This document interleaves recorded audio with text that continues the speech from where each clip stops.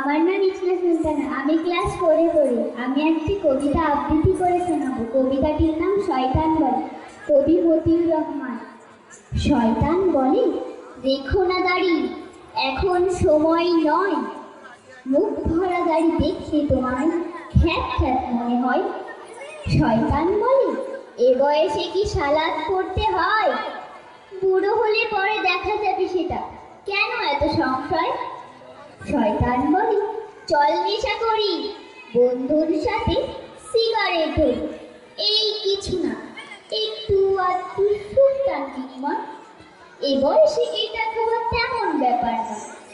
শয়তান বলে, সহি হাদিসে থাকলেই কি মানা লাগে?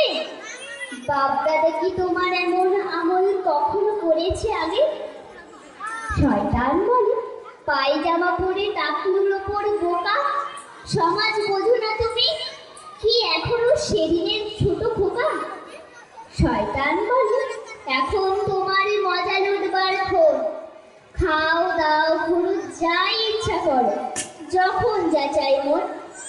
শয়তান বলে, ঘুষের টাকায় সবাই হচ্ছে বড়, তুমি কি এমন সাধু যে বিনা উপরিতে ফাইল ছাড়ো?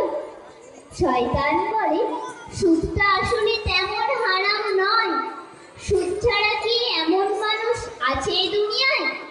আর এটা তো সুদ না রে ভাই, ইন্টারেস্ট নামে চলে। খুঁজে খুঁজে দেখ কয়জন আছে সুদহীনদের দলে।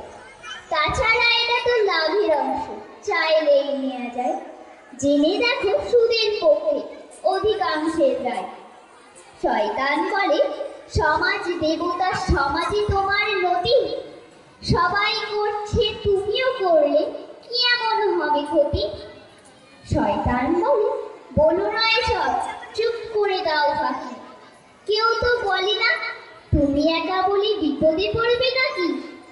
আল্লাহ বলেন, শোনোরে মানুষ, তোমাদের ভালোবাসি, কুপথে টানিয়া শয়তান হাসি সুখের অট্টহাসি। সকল মন্দ কাজে নির্দেশ করে মতলবী শয়তান, ভুলেও এসব করো না, সাবধান সাবধান। আসসালামু আলাইকুম।